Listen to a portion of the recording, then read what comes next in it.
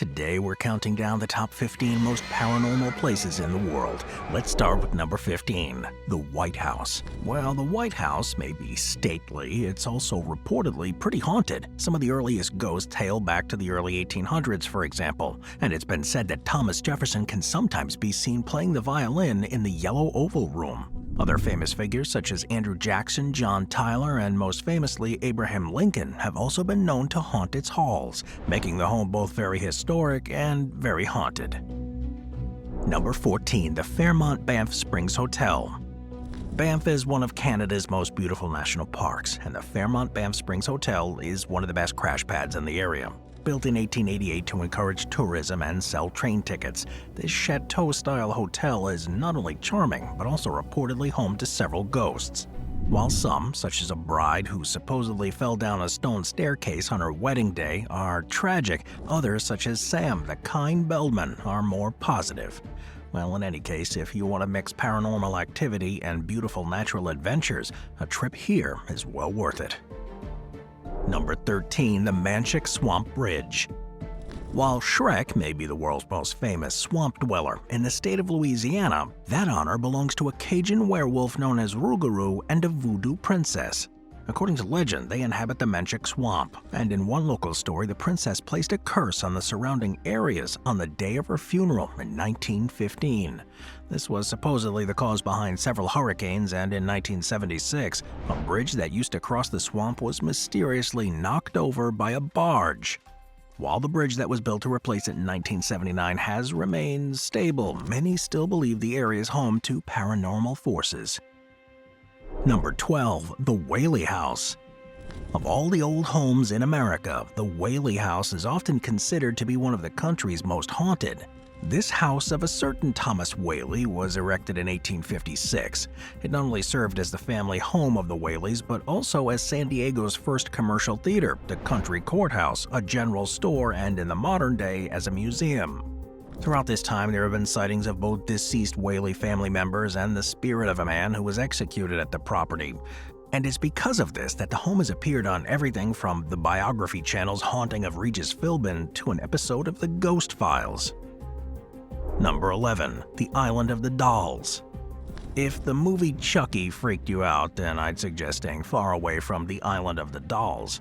It's located near Mexico City, and legend has it that a certain Julian Santana Barrera was on the island one day when he saw a drowned girl washed ashore. Soon after, she began to haunt him, and in an effort to appease her spirit, he began to hang dolls from local garbage dumps on trees and buildings across the island. Over a 50-year period, he accumulated thousands of dolls, and while Barrera has since passed away, these rotting dolls now stand as a testament to his work. However, visitors have reported catching glimpses of the dolls blinking, whispering, and moving in unexplainable ways, suggesting that Barrera's efforts to appease the girl's spirit may have been in vain. Number 10, the Anna S. Underground Mine. Mining is easily one of the most dangerous jobs out there, and the work at the Anna S. Underground Mine was no exception. Located on Rattler Mountain in rural Pennsylvania, the facility opened in 1905 and soon began shuttling bucket loads of coal from the depths of the earth to the depots up above. Now, while neither the mine's records nor local historians can actually identify the names of anyone who died crossing the value, the Pennsylvania State Archives seem to indicate that several miners passed away due to mule accidents and rock falls in the NS mine. These unfortunate events occurred until the mine closed down in 1937, and it wasn't until the late 1970s that surface mining resumed. However, on one fateful night in 1979, the workers who toiled here on the night shift reported seeing ghosts of dead miners climbing out of the mine shaft with lamps and picks. Even as recently as 2019, a group of college students went on a geology class trip and heard human cries in the mine. When a couple of students returned on a follow-up trip, their car began to swerve out of their control, and later on, they claimed they heard voices and that their compass, which worked normally before, became completely useless when operated near the mine. If you too would like a chance to experience the paranormal, you can visit the mine quite easily, as it's part of the Mid-State Trail, which is notable for being Pennsylvania's longest hiking trail. If you've got a sense of adventure, you can take on one of several routes along the trail to get to the now abandoned mine, and both it and the nearby ghost town are fun places to explore on a trip through the area. Number 9. Sanatorio Duran. In the early 20th century, the country of Costa Rica had very little in the way of equipment to treat those suffering from tuberculosis. As a result, in 1918, Costa Rican doctor and former President Carlos Duran decided to open a tuberculosis hospital to treat his daughter after she was struck with the disease. Located in a remote area with good weather, fresh air, and natural light, the hope was that the location alongside the sanatorium's modern facilities would help both his daughter and other patients recover. Unfortunately, despite their best efforts, his daughter passed away from the disease. Yet even after her death, it continued to be run as a sanatorium by nuns from the Sisters of Charity. This meant that its use began to change, and after the sanatorium's wing of mental health patients were sent to better facilities, the building was turned into an orphanage and later even a prison for a short time. This use came to an abrupt end in 1973 after a large eruption from a volcano caused irreparable damage to the building. Ever since, it's been maintained as a museum, and for a small fee, both its rooms and the plentiful graffiti on the walls can be seen. To this day, this place gives off an eerie vibe, and the facility is now famous for its ghost sightings.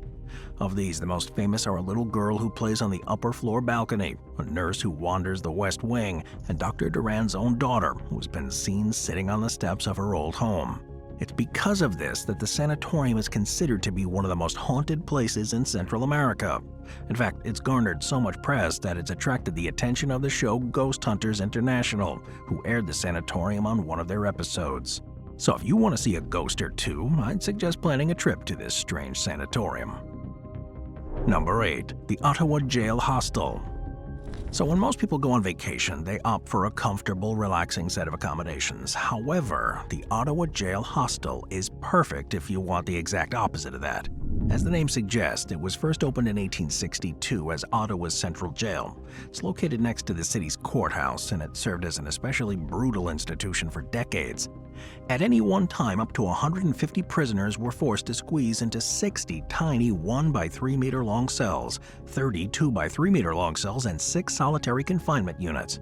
The inmates were of a very mixed sort. After all, they included murderers, the mentally ill, and those incarcerated for minor infractions such as drunk and disorderly. To top this off, a total of 3 official executions took place there, and countless more people lost their lives, at least in part due to terrible conditions. Thankfully, those conditions helped lead to the old jail being closed in 1972. However, in what amounted to an interesting move, Hosteling International opted to purchase the property and convert its cramped quarters into a hostel. While it since has changed ownership, for about $100 a night, you can stay in one of these tiny cells. While this may seem a bit steep given the accommodations, the current hostel is a step up from the old prison situation.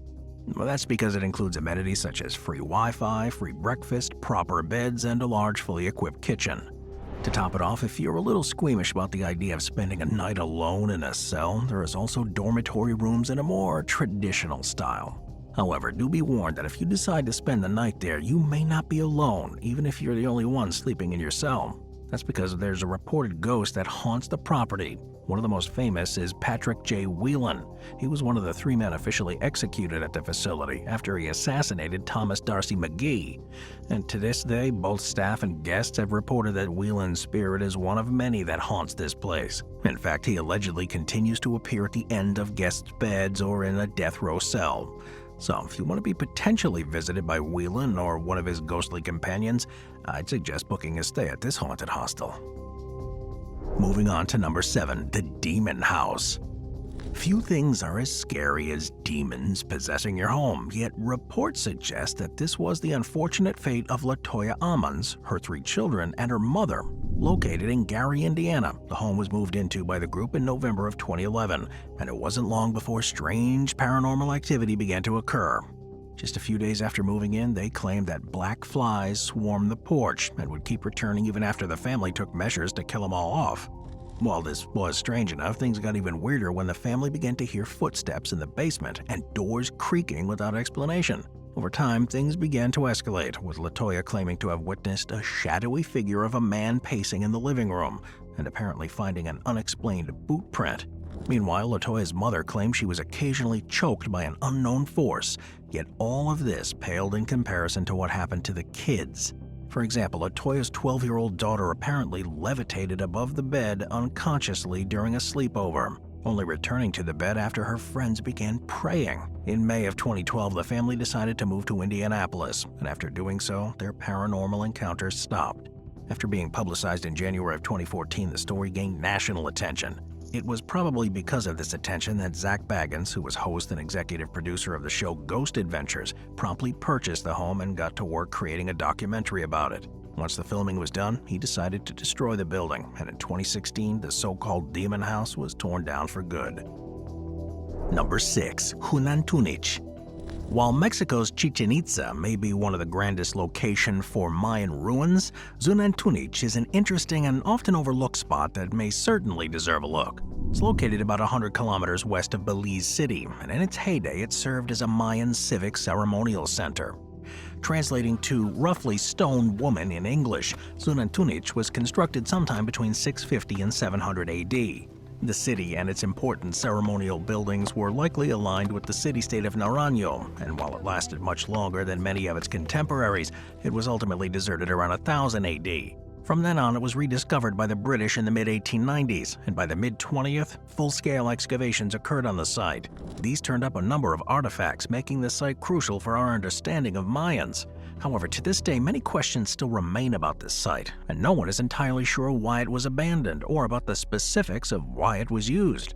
Despite this, new discoveries have been made in recent years. For example, in 2016, a burial chamber was found that was filled with everything from jaguar bones to hieroglyphics.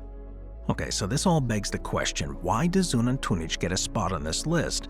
Well, the reasoning for this placement can be traced back to its rediscovery. You see, legend has it that one fateful morning in 1893, a man who was part of a research team in the area came across a strange woman. She was ascending the staircase of the main pyramid there, and as she walked, her flowing white gown and thick dark hair flowed in the wind. Suddenly, she stopped and turned around, and according to the man, she had glowing red eyes that pierced through his soul.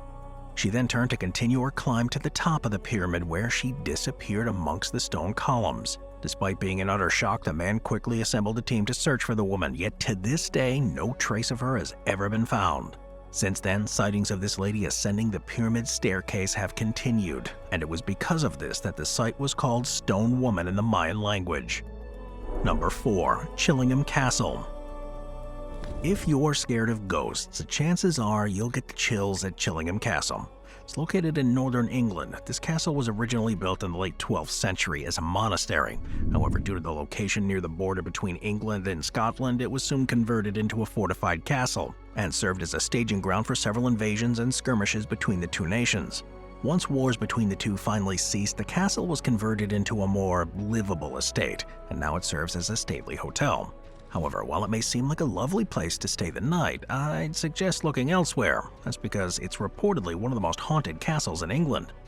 There are 3 spirits that stand out in particular. The first is the Radiant Boy, a young boy generally seen in the Pink Room. His claim to fame are his shrieks that can be heard at the stroke of midnight.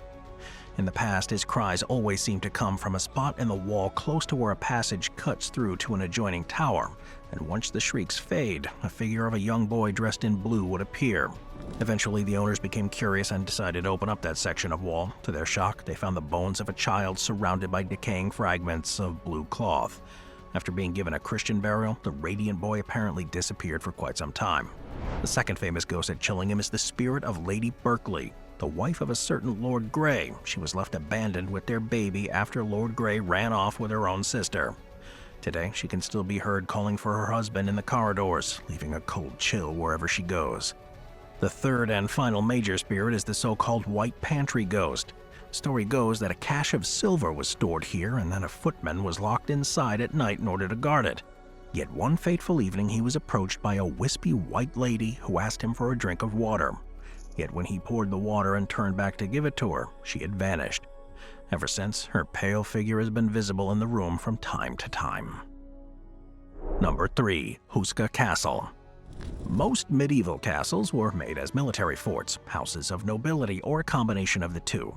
However, Husa Castle stands apart for being specially built to contain paranormal activity. Located about 47 kilometers north of Prague, King Ottokar II of Bohemia had the Gothic structure built sometime between 1253 and 1278. You see, unlike most forts, Husa Castle was built in a remote area with forests, swamps, and mountains. This placement was far from all known trade routes, making its location seemingly pointless. Now, if that wasn't weird enough, it also has no external fortifications, no source of water except for a small cistern to collect rainwater, no kitchen, and at the time of completion, no occupants. In fact, the original layout was so weird that it omitted stairs from the courtyard to the upper floors and had most of the structure's defenses built facing inward. Looked at objectively, it was almost as if the purpose of the castle wasn't to keep invaders out, but rather to keep something trapped within. And trap it did, home to a supposedly bottomless pit known as the Gateway to Hell. The castle may have been made to keep this hole in check. According to historic reports, beasts used to emerge from the hole and terrify local villagers. In response, the king sealed off the hole with stone plates and built a chapel dedicated to the archangel Michael on top of it. This dedication is quite significant. After all, it was Michael who, according to the Bible, led God's armies against Lucifer's fallen angels. In any case, despite its supposedly demonic duties, the castle has had few occupants. For example, in 1639, Husa Castle was allegedly occupied by a Swedish mercenary named Oronto, who worked on black magic in an attempt to create an elixir for eternal life. It was fully restored in 1823, and in the 1870s it was purchased by Josef Simonek, who was the president of famous auto company Skoda. Today, the castle is open to the public and many parts of it can be visited on tours. Number 2. The Winchester Mystery House. Back in the mid-1800s, a certain Sarah Winchester inherited the Winchester rifle family fortune from her father-in-law and husband. At the time of his inheritance, she was feeling sick and decided that she needed a change of scenery. Based upon both fond memories of her past and advice of a doctor, she decided to move from New Haven, Connecticut to the Santa Clara Valley in California to take advantage of the warm weather. With little to do and a large fortune, Sarah got to work on what became a lifelong renovation project. Within just a few months, she already added more than a dozen rooms to her new home, and upon her death in September of 1922, the work still wasn't finished. Despite being incomplete, the end result was impressive. Thanks to Sarah's efforts, what stands today is a 4-story, 160-room and 24,000 square foot mansion. In fact, the home has 2,000 doors, 10,000 windows, 47 fireplaces, 17 chimneys, 40 stairways, 40 bedrooms, 2 ballrooms, 13 bathrooms, 6 kitchens, 3 elevators, 2 basements, and a wood-paneled Venetian-inspired dining room. However, the reason why it earned a spot on this list is thanks to the fact that many of the rooms are hard to explain. After all, the home features doors that lead into blank walls, interior windows, and stairs leading up to the ceiling. Winchester wasn't crazy, but she was desperate. Before moving to California, a medium allegedly told her that ghosts of those killed by the Winchester rifle would haunt her until the day she died, unless she went out west to build a house with room for all of them. If that wasn't mysterious enough, it's even been said that certain ghosts continue to haunt the house to this very day. For example, there's apparently a ghost known as Clyde, who's a popular resident at the estate. Clyde is a man with a mustache and is usually seen either pushing a wheelbarrow in the basement or trying to repair the fireplace in the ballroom. In addition to Clyde, there's also unnamed spirits who have done things such as gently tug on shirts and skirts during tours and make loud, unexplainable footsteps. Number 1. The Stanley Hotel. Rocky Mountain National Park is easily one of Colorado's most stunning tourist attractions, and it's definitely a must-see if you're in the state. However, whatever you do, I don't advise choosing the Stanley Hotel as your accommodation. Located in the town of Estes Park, it's a stately 140-room colonial revival hotel. It was built back in 1909, and it's intended to house upper-class East Coast tourists and health retreat patients. Now, objectively speaking, the hotel has the perfect amenities to fulfill that role. After all, not only is it a mere 5 kilometers from Rocky Mountain National Park, it also has amenities such as a restaurant, spa, bed and breakfast, and panoramic views of Lake Estes, the Rockies, and Long's Peak. However, the Stanley Hotel may be best to avoid unless you want to run in with the paranormal, as by many accounts, it's the country's most haunted hotel. Now, exactly why this is the case is a bit unclear. However, what is clear is that the hotel has served areas that are known to be hotspots for paranormal activity.